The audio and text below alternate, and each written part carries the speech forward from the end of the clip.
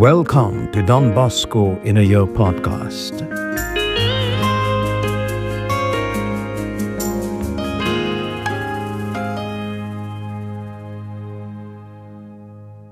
Day 15.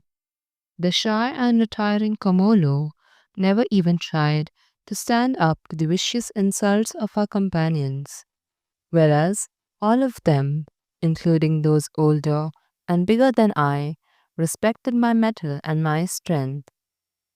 That became evident one day when certain boys were bent on making fun of Comollo and another good natured lad called Anthony Candelo. I wanted to intervene on their behalf, but the bullies gave me no heed. Another day, when the harmless pair were being abused again, I shouted, "You'd better watch out. I'll deal with the next one who lays a finger on them." A considerable number of the taller and bolder spirits ganged together to threaten me, while Comollo got two smacks in the face. At that, I forgot myself completely. Brute strength moved me, not reason. With no chair or stick within reach, I grabbed one of my fellow students by the shoulders and swung him round like a club to beat the others. I knocked down four of them. The rest took to their heels, yelling for mercy. Then what? At that moment, the teacher came into the room. Seeing arms and legs flying everywhere amidst an out of this world uproar, he began to shout and to strike blows left and right. The storm was about to burst upon me when he learned the cause of the disturbance. He demanded a replay of the action, or at least a show of my strength. The teacher laughed, and so did all the pupils. Everyone was so amazed that I escaped the punishment I deserved. Comollo had a different lesson to teach me. When we could speak between ourselves, he said to me, "John, my friend, I'm amazed how strong you are. But believe me, God didn't give you strength to massacre your companions. His will is that we should love one another, forgive one another, and return good for evil." I could only wonder at my companion's charity. I put myself entirely into his hands and let him guide me where and how he wished.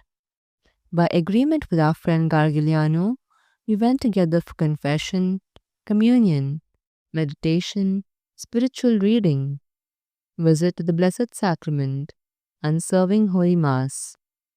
Comollo knew how to organize us with such gentle courtesy and sweetness that we could not refuse him. I remember one day when we were passing a church, I was so engaged in chatting with a companion that I forgot to raise my cap. He corrected me at once, but so graciously.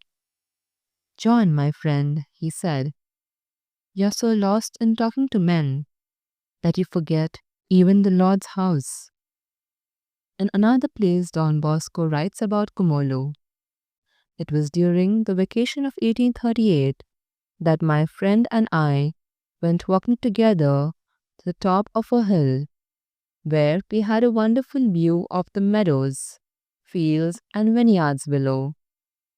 "Look, Louis," I began to say to him, "what a lean harvest there will be this year. The poor farmers. So much work for such poor returns." "The hand of the Lord weighs heavily upon us," he replied. "Believe me, our sins have brought this on us. I hope the Lord will give us a better crop next year." "So do I. I hope there will be good times for those who are here to enjoy them." Come on, away with such gloomy thoughts. Let's be patient for this year.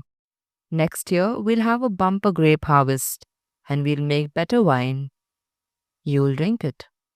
Perhaps you mean to keep drinking water as usual? I'm looking forward to a much better wine. What do you mean by that? Never mind, never mind.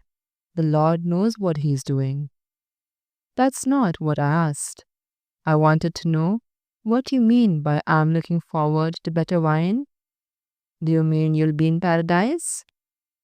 Though I have no guarantee of going to heaven when I die, yet I have a well grounded hope for it. For some time, I've had such a burning desire to taste the happiness of the blessed that it seems impossible for my life to last much longer. As Comollo spoke these words, his face glowed with cheer.